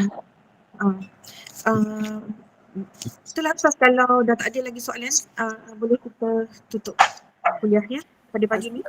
Assalamualaikum kejap, Irma. Nak tanya Baik. kejap satu soalan. Silakan. Assalamualaikum Ustaz. Saya nak minta Ustaz respon daripada sebuah hadis yang diriwayatkan daripada sahabat. Rasulullah, apabila seorang perempuan datang ke masjid untuk bersolat dengan Rasulullah di masjid untuk berjamaah, Nabi kata kau baliklah, kau lebih baik solat di rumah. Ya. Jadi sekarang ni untuk Ramadan ni orang perempuan masing-masing berniatlah untuk ke masjid berjamaah untuk solat tarawih. Jadi respon daripada hadis tersebut, keutamaannya di mana Ustaz seorang perempuan tu solatnya? Alhamdulillah. Jadi sekarang ni hadis ada dua. Satu yang disebut oleh Puan Hajah tadi, memang ada hadis yang Nabi sebut sembahyang perempuan sembahyang di rumah dan sembahyang dalam bilik itu lebih afdal. Itu pun ada. Tapi ada juga satu hadis lagi yang Nabi sebut, la tamna'u ima'akumul masajid. Jangan kamu menghalang wanita-wanita kamu daripada menghadiri masjid. Jadi macam mana kita nak faham hadis ini? Jadi saya pernah tanya Tok Syekh dulu, kata macam mana nak faham ni hadis dua ni? Mana kita suruhkan mereka pergi masjid ataupun kita suruh mereka duduk rumah? Dia kata dua-dua hadis terpakai. Jadi sekarang ni kita tengoklah kemudahan yang kita ada. Jadi kalau kita nak pergi masjid, tinggal anak-anak kita dalam bahaya, tak boleh juga. Mana pada masa itu sesuai kita duduk di rumah lah. Kita beriktikaf di rumah kita, bersolat dengan mereka. Ataupun kalau kita pergi masjid, anak-anak kita kecil tak terkawal, nanti jatuh longkang ke apa. Itu kena ambil kira juga. Ataupun kerana terlalu kecil mungkin menangis, terganggu orang nak semayang. Maka pada masa itu kesesuaian dia ialah dia semayang di rumah dengan anak-anak dia. Anak-anak duduk katil dia semayanglah dalam rumah dia. Tak ada masalah apa. Nak semayang 20 kau, nak semayang banyak mana pun boleh. Sambil nak baca Quran pun boleh. Itu yang pertama. Yang kedua, kalau dia nak pergi masjid. Sekarang ni kita punya masjid di Malaysia ini, rata-rata masjid memang telah dibuat ruang khusus untuk muslimat. Jadi tidak ada halangan untuk dia hadir ke masjid untuk belajar. Sebab di masjid tidak ada percampuran pun. Dia ada ruang yang khusus untuk solat. Dia ada ruang khusus untuk belajar. Jadi tidak ada perkara-perkara yang boleh menghalang dia untuk dia melakukan aktiviti mereka secara bebas. Dia nak bertadarus, dia nak belajar, dia nak bersolat. Semua ruang-ruang disediakan dengan nyaman dan selesa. Mana dia tidak ada halangan. cucu pun tak payah jaga cucu, anak-anak pun semua dah besar belaka. Kalau duduk rumah sendirian, kalau pergi ke masjid ada kawan-kawan, menambahkan semangat keimanan macam Gemanul Iman ini. Daripada kita duduk sendirian di rumah, kita dah ada teman, walaupun teman online, sebenarnya akan menambah rasa keceriaan. Daripada kita duduk terbuku di dalam tembok batu ini, dengan adanya Gemanul Iman menambahkan keceriaan kita, kan? Jadi dengan kita pergi masjid surah, kita ada teman-teman rakan. Sebab itu kalau kita tengok kawan-kawan kita pencen, kalau muslimat, di pejabat aktif. Bila pencen duduk rumah di tembok batu, mati dah. Mati, separuh mati. Dia orang aktivis di pejabat, tiba-tiba pencen duduk rumah tembok batu. Anak-anak tak ada belaka, duduk rumah masing-masing. Cucu pun mari jalan-jalan je, sibuk dengan mak ayah dia. Kita nak buat apa? Mana sumbanglah khidmat kita di masyarakat yang kita ada. Hak yang aktif seperti Gemanul Iman ni, aktifkan. Sebab kita tengok di zaman Nabi pun, kita tengok sumbangan muslimat besar, bahkan ada yang mereka pergi ke fisabilillah pun, seperti Nusaibah dan lain-lain. Apakah kita nak jadikan muslimat ni orang duduk rumah di tembok batu saja? Tidak ada. Sebagaimana orang putih kata muslimat ni terhalang ni, tak. Kita ada kebebasan ruang, nak kerja pun boleh belaka kerja, jadi doktor, jadi apa perlu. Tiba-tiba untuk ibadat tidak ada kebebasan. Kenapa?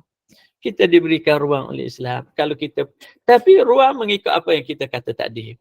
Jangan sampai kita mengejar satu perkara, kita mengabaikan kewajipan yang lain. Jangan sampai kita okey, yang nak keluar dulu silakan. Jangan kita mengabaikan kewajipan yang lain disebabkan kita nak buat ibadat. Sebab itu kita, orang kata, tengok keperluan dan juga keseimbangan dengan penuh hikmah dan bijaksana. Begitu. Jadi hadis ini, saya jawab begitu. Sekarang orang wanita nak sembahyang rumah kan sembahyang masjid. Tengok diri sendiri. Kalau kita memang ada kewajipan di rumah dan juga ruang di masjid mungkin tidak ada kemungkinan, kita juga nak pergi payah misalnya, sembahyang di rumah, afdal. Tapi kalau kita pergi masjid ada kemudahan, suami kita pun ada, anak-anak kita pun ada, cucu kita pun ada. Kalau kita pergi, kita ada kawan, kita boleh jumpa dengan teman-teman, jiran tetangga, mereratkan ukhuwah dengan silaturahim dengan teman-teman, jiran tetangga kita. Bila kita berjumpa, kemesraan dengan mereka, apa salahnya? Maka itu adalah sesuatu yang sangat baik daripada ajaran agama kita. Jadi hak yang sembahyang di rumah, jika ada keperluan di rumah.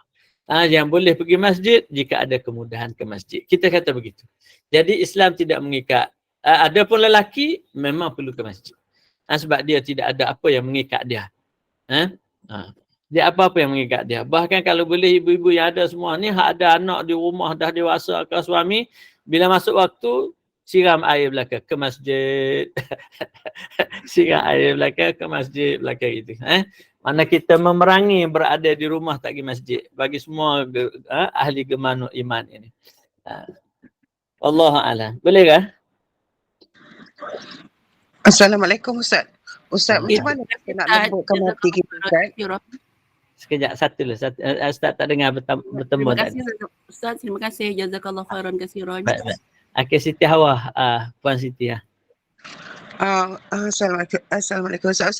Macam mana kita nak lembutkan hati kita Ustaz, macam mana sebagaimana yang dalam Quran Iza al-Mu'minin tu kan, orang-orang yang mukmin apabila disebut nama Allah akan bergetar hatinya kan. Macam mana kita nak sampai tahap macam tu Ustaz? Apabila disebutkan nama Allah atau kita membaca Quran akan mengalir air mata kita. Macam mana kita nak lembut hati kita Ustaz? Ya Allah Akbar. Terima kasih. Sekarang ni semua itu perlu kepada latihan. Jadi sebab itu Imam Nawawi dalam buku At-Tibyan fi Hamalatil Quran, penjelasan kepada orang-orang yang menanggung Al-Quran. Buku ni ada terjemah Melayu. Maksudnya bila kita baca Quran, kita merasai bahawa yang kita baca itu firman Allah. Kita kan zaman kita muda-muda dulu, kalau kita baca mesej-mesej daripada orang yang kita sayang, gemetar juga hati kita kan? Kan? Semua ibu-ibu yang ada sekarang ni, kita gemetar hati kita bila kita baca surat mesej daripada kekasih kita. Ataupun anak kita yang kita sayang. Ataupun orang-orang yang kita sayang lah. Kalau zaman muda dulu, kekasih kita lah kan? jadi gementar hati kita masing-masing bila membaca mesej, short mesej pun.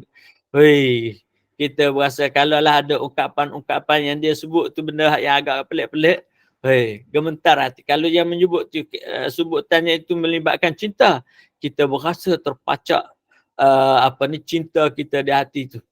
Kalau kita disebut juga tentang marah dan apa, kita berasa berapi, kena marah. Kalau begitulah, kita membaca Al-Quran pun begitu. Bila kita dengar Tuhan marah kat kita, orang beriman, kita rasa takut. Bila Tuhan sebut neraka, kita rasa gerun. Bila Tuhan sebut syurga, kita rasa senang, kita rasa suka. Bila Tuhan puji orang beriman, kita rasa gembira. Bila Tuhan marah orang kafir, kita rasa takut dan kecewa. Begitulah kita tanam di dalam hati kita.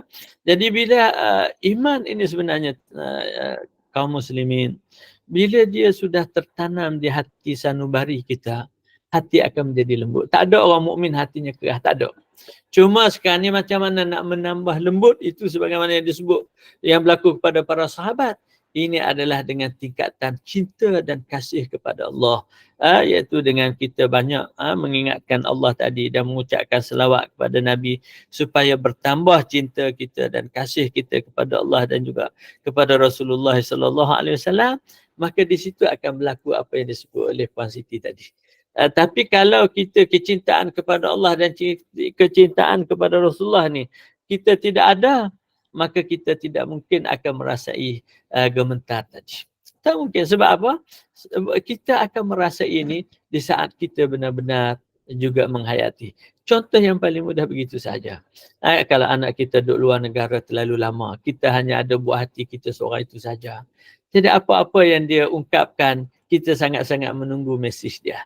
Bila apa-apa mesej yang kita terima, kita akan tengok hati kita akan merasa nyaman, tentera membaca berita daripada dia. Kita juga akan merasa marah dalam keadaan tertentu ataupun kita juga kecewa dalam keadaan tertentu.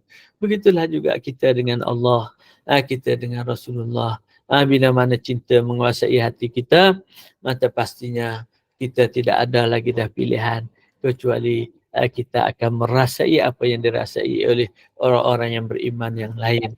Di saat mereka itu mencintai Allah dan juga mencintai Rasulullah. Dan ini tidak akan berlaku sekelip mata. Dia perlu kepada asuhan, dia perlu kepada tarbiyah, dia perlu kepada mujahadah, dia perlu kepada kesungguhan, dia perlu duduk dalam majlis-majlis bagaimana yang kita adakan sekarang supaya hati kita sentiasa peka dan hidup, supaya kita sentiasa ingat, supaya kita tidak lalai, supaya kita sentiasa dalam keadaan pasrah kepada Allah Subhanahu Wa Taala. Pada masa itu kita akan mendapati apa yang dirasai oleh para ulama, para salihin, daripada cerita-cerita yang kita dengar, kehebatan-kehebatan mereka yang bertakwa kepada Allah Subhanahu Wa Taala. Wallahu a'lam. Itu saja yang saya tahu. Mungkin ustaz-ustaz lain daripada Gemanul Iman banyak citra dia yang boleh dikongsikan dengan kita semua. Wallahu a'lam. Terima kasih Ustaz. Sama-sama. Baik. Soalan terakhir sebelum kita tutup majlis ya Ustaz. Ya, Boleh saya tanya lagi? Satu je Ustaz. Baik. Silakan. Betul ke Ustaz kalau kita tak boleh marahkan atau bencikan makhluk yang pernah sakiti kita, itu maknanya kita dah kenal Allah atau dapat makrifat. Dan kenapa setiap kali kita nak marah, macam seolah-olah ada yang membisikkan, tolong ingat kebaikan dia, tolong ingat kenangan baik dengan dia selama ni. Soalannya macam tu, adakah itu sesuatu yang baik ataupun apakah keadaan tu? Adakah menunjukkan keimanan kita tu bertambah dengan keadaan macam ni? Okey. Terima kasih. Saya ambil yang pertama tadi, yang kedua dulu. Di dalam hadis Nabi SAW ada menyebut inna lisyaitani limmatun wa inna lil malaki limmah wa inna lillahi subhanahu wa ta'ala limmah. Bagi syaitan itu ada bisikan-bisikannya, bagi malaikat ada bisikannya, dan bagi Allah Subhanahu wa ta'ala ada bisikannya. Bahkan ada yang menyebut nafsu pun ada bisikannya. Jadi beza di antara bisikan daripada syaitan, bisikan daripada malaikat ataupun daripada Allah dan bisikan daripada hawa nafsu ini, Ini dijelaskan oleh Imam Al-Ghazali secara panjang lebar dalam kitab Ihya dan juga dalam kitab Minhajul Abidin. Bisikan daripada syaitan ini ialah bisikan yang kita dengar dalam diri kita ini yang mengajak kepada keburukan, yang mengajak kepada perkara-perkara yang membawa kepada dosa dan maksiat kepada Allah. Itu kebiasaannya. Dan bisikan daripada malaikat ataupun daripada Allah ini adalah bisikan yang mengajak kepada ketaatan. Kalau macam tadi kita tengok macam itu, maksud itu adalah ketaatan dan kebaikan. Itu mungkin adalah kita harap dia adalah bisikan daripada Allah supaya kita tidak mudah melangkah. Supaya kita juga sentiasa ingat dan peka. Supaya kita mengambil pertimbangan. Supaya kita juga berfikir. Jadi ini adalah suatu yang sangat penting sebab kita tahu apa-apa yang berlaku kepada seseorang. Respon itu akan berlaku secara cepat. Respon kita berlaku secara cepat. Jadi orang-orang yang beriman akan mengambil kira respon-respon ini. Jadi orang beriman melalui respon ini sebenarnya bila dia nak bertindak, dia kena ambil kira beberapa perkara. Antaranya respon dalam diri dia sendiri. Kemudian persekitaran. Kemudian dia perlu melihat juga ma'alat. Maknanya ending nanti. Ending. Dalam istilah usul fiqh dia panggil ma'alat. Maksudnya kalau aku buat begini, sudahnya apa? Mungkin seronok untuk kita terlepas puas kita sebab kita dah melepaskan perasaan kita. Tetapi sudahnya apa? Kalau sudahnya adalah kehancuran, sudahnya adalah penderitaan buat selama-lamanya, maka tidak ada makna lah kita apa yang kita bertindak itu. Maka dengan sebab itu, apa yang kita dengar daripada suara-suara hati itu, bila mana dia menepati syariat, menepati ajaran agama, maka dia adalah suara-suara kebaikan untuk kita. Kemudian satu lagi kita panggil suara-suara hati ini, suara yang daripada hawa nafsu. Suara daripada nafsu inilah bila kita dapati dia mengajak kepada untuk memuaskan nafsu. Kalau kita marah, maknanya bisikan suruh marah, itu kita pun marah lah. Marah kita puas nafsu. Itu memang nafsu kita. Dalam suara memuaskan nafsu ini, kalau orang Melayu kita ni dia panggil panah barang. Panah barang tu sebenarnya di sebalik dia panah barang tu dia dah dengar ada suara kemarahan dalam diri dia. Jadi kalau orang yang beriman, dia tahan barang dia, tahan marah dia, dia duduk senyap sekejap. Dia boleh kata astagfirullah. Tarik nafas sekejap. Ada pun marah ni sebenarnya. Tidak ada makhluk tak marah. Ular pun marah, binatang pun marah. Dia semua marah. Mana ular kalau terganggu tempat dia, dia akan naik kepala gitu. Kalau binatang, harimau, singa terganggu tempat dia, dia akan nganga mulut gitu. Kita pun sama. Makhluk pun sama. Cuma sekarang ni bila nak bertindak, jadi manusia yang berakal ini, dia mesti bertindak berasaskan kepada kewajaran. Jadi kewajaran ini perlu diambil kira. Kalau kita bertindak macam ni, sudahnya apa? Kalau kita diam begini, sudahnya apa? Jadi semua ini perlu difikir dengan bijak, perlu kita faham dengan halus untuk kita membuat apa-apa keputusan dan juga untuk kita bertindak. Maka pada masa itu kita pastinya apa-apa yang kita buat tindakan biasanya kita tidak akan salah. Apa yang perlu kita bersabar, kita sabar. Apa yang perlu kita bertindak, kita bertindak. Kerana Islam memberikan kepada kita semua hak. Orang muslimat ada hak, orang muslimin ada hak. Tidak ada seorang yang perlu hidup dia tertindas, tak ada. Mungkin dia tertindas sedikit, tapi kalau dia memilih kesabaran, maka kesabaran itu adalah baik kerana dia melihat kepada manfaat yang lebih besar daripada dia. Ya, kalau dia mungkin boleh untuk bertindak, tetapi ya, kalau dia bertindak mungkin untuk dia selamat, tapi orang lain yang menderita. Kalau kita dalam keluarga kadang-kadang kita nak memikirkan kita, tapi yang menderita mungkin anak-anak. Tapi kita memilih kita sedikit menderita, taklah sampai mati. Kemudian yang penting kita boleh melihat anak-anak kita bahagia. Itu adalah suatu pahala yang besar. Kerana kita menanggung kepenatan, keperitan untuk melihat kebahagiaan orang lain. Itu adalah suatu ganjaran pahala yang besar. Berapa banyak kita tengok orang lelaki menanggung keperitan pasangan. Berapa banyak juga orang perempuan menanggung keperitan pasangan. Semua ini kerana untuk melihat kebahagiaan orang lain. Dan ini adalah suatu nikmat yang sangat besar. Yang perlu kita pelihara dan perlu kita jaga. Yang pertama tadi lupa dah. Akak sebut tadi apa? Yang pertama tadi? makrifat Ustaz. Seandainya kita tidak boleh membenci seseorang tu, adakah kita telah mendapat makrifat ataupun kenal Allah? Okey. Sekarang ini ma'rifatullah ini maksudnya kita meyakini kebesaran Allah, mengenali kesempurnaan Allah, keagungan Allah Subhanahu Wa Taala. Sebutannya mudah, tapi dia adalah merupakan satu darjat dalam perjalanan makam-makam ahli ibadat kepada Allah. Maksudnya di peringkat kita orang awam, ma'rifatullah kita ialah meyakini kewujudan Allah, mengenali Allah mempunyai sifat-sifat kesempurnaan, dan juga mengenali bahawa Tuhan itu tidak bersifat dengan kekurangan. Itu untuk tahap kita orang awam. Kemudian semakin tinggi, semakin darjatnya, maka kita tengok makrifat orang ahli bertawakal lain. Maksudnya bagaimana cinta dan kasih mereka kepada Allah. Mereka akan sentiasa sedar hati mereka itu kepada Allah, mengingati Allah. Kita mungkin orang awam, ma'rifatullah kita sekadar kita sebut dengan lidah saja. Orang-orang yang ni tahap yang tinggi, mereka akan mengingati Allah dengan hati mereka. Orang yang lebih tinggi, mereka akan merasai keberadaan Allah sepanjang masa, hudur setiap masa. Jadi setiap orang ada tahap-tahap dalam kepelbagaian masing-masing, berasaskan kepada tahap keilmuan, keikhlasan, dan juga kejujuran, kecintaan kepada Allah dan juga kepada Rasulullah sallallahu alaihi wasallam. Tapi asasnya bermula dengan akidah yang betul dan juga pelaksanaan syariat yang sempurna, maka dengan itu kita akan mencapai ma'rifatullah. Jadi persoalan tadi, apakah kita bila tahan marah tu ma'rifatullah? Sebahagian daripada makna ma'rifatullah. Sebab apa? Sebab sekarang ni kita marah ini, kita banyakkan kita marah kerana nafsu kita. Kita tahan marah pun kerana nafsu kita. Sebenarnya kita tahan marah kerana penakut. Kita marah orang memang kerana nafsu kita suka marah. Jarang kita nak tengok kita marah kerana Allah, kita maaf kerana Allah. Jadi orang yang marah kerana Allah, maaf kerana Allah, ma'rifatullah. Iaitu orang yang tahu makna kenapa dia marah, dan orang yang tahu makna kenapa dia maaf.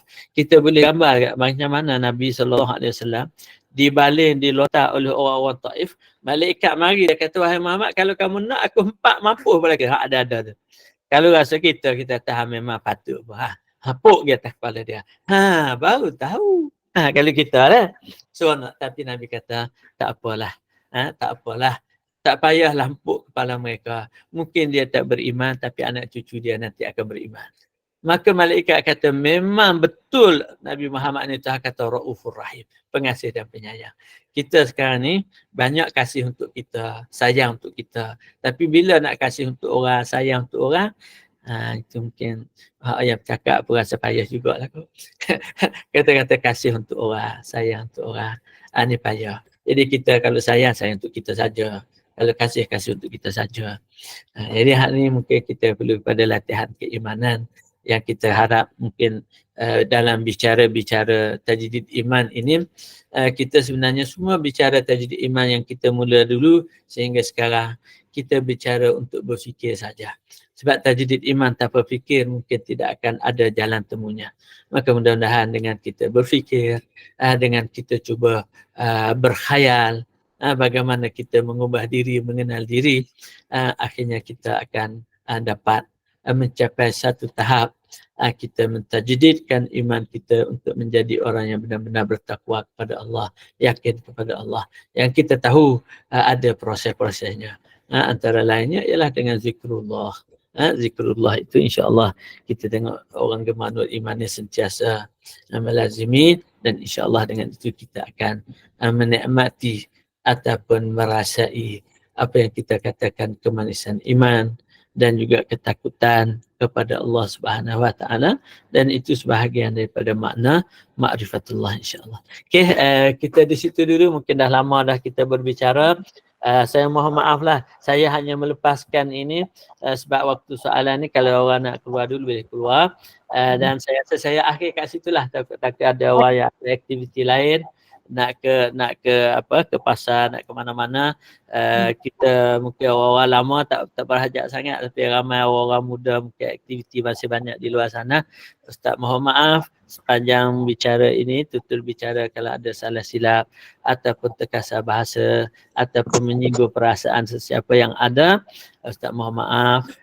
Dan insyaAllah kalau ada kelapangan waktu dan masa pada waktu-waktu yang akan datang, kita boleh bersua semula insyaAllah. InsyaAllah. Cuma masa kena bagi awal sikit lah. Kalau ad hoc tu kadang-kadang takut tak dapat. Kalau ada kebetulan insyaAllah. Okey, wallahu alam, dan terima kasih, saya serahkan kepada admin. Silakan. Ya, terima kasih. InsyaAllah perkongsian dan pencerahan Ustaz benar-benar menyentuh hati saya secara pribadi dan sangat mengharapkan kita semua pun merasakan yang sama. Saya maafkan anda, satu kalimah yang suka diucap tapi impaknya besar untuk kesejahteraan hidup kita di dunia dan di akhirat. Masya Allah, tabarakallah. Tingkatkan ketakwaan dan keimanan kita agar hati kita tak mati, tak tertutup mata hati. Alhamdulillah, jazakallahu khairan katsiran buat Al-Fadil Ustaz Dr. Abdul Rahman Mahmud atas perkongsian ilmu dan pencerahan dalam pengajian Tajdid Iman. Semoga kita beroleh manfaat kefahaman ilmu anugerah Allah lalu menjadikan kita seorang hamba yang taat dan bertakwa. Amin ya rabbal alamin. Jazakumullahu khairan buat barisan pengurusan Gema Nur Iman yang bermujahadah demi penganjuran kuliah-kuliah di platform Google Meet Gema Nur Iman. Tak dilupakan yang saya hargai dan alu-alukan istiqamahnya. Jazakumullah khairan buat pencinta ilmu dan penyifat istiqamah di Gema Nur Iman pilihan Allah sekalian. Saya mengharapkan kita semua masih terpilih untuk menghadiri kuliah asar berkitab Al-Wafi Syarah Hadis 40 Imam Nawawi bersama Al-Fadil Ustaz Imam Muhammad Farid bin Sya'ri pada 5.30 petang nanti.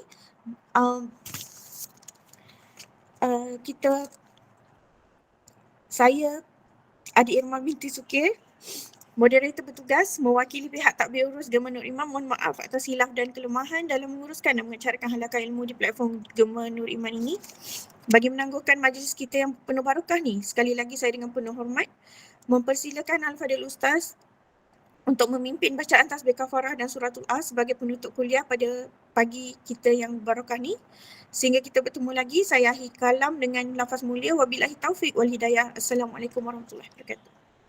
Bismillahirrahmanirrahim. Alhamdulillah wassalatu wassalamu ala Rasulillah. Nas'alullah subhanahu wa ta'ala an yaj'alana minal ladzina yastami'una al-qawla wa yattabi'una ahsana. Allahumma anfa'na bima 'allamtana wa 'allimna ma yanfa'una wa zidna ilman nafi'an bi rahmatika ya arhamar rahimin. Allahumma ij'al jam'ana hadza jam'an marhuma wa tafarruqana min ba'di tafarruqan ma'suma. La taj'al fina wa la ma'ana wa la man yatba'una shaqiyyan wa la mahruman wa la matruda bi rahmatika ya arhamar rahimin. Allahumma inna nas'aluka khaira hadzal yawm fathahu wa nurahu wa barakatuh wa na'udzu bika min syarri hadzal اليوم من شر ما فيه وشر ما بعده. اللهم اجعل أول يومنا هذا صلاها وأوسطه فلاها وآخره نجاها وتكرمة يا رب العالمين. وصلى الله على سيدنا محمد وعلى آله وصحبه أجمعين والحمد لله رب العالمين. سبحانك اللهم وبحمدك أشهد أن لا إله إلا أنت أستغفرك وأتوب إليك. بسم الله الرحمن الرحيم. والعصر إن الإنسان لفي خسر إلا الذين آمنوا وعملوا الصالحات وتواصوا بالحق وتواصوا بالصبر. Wassalamualaikum warahmatullahi wabarakatuh.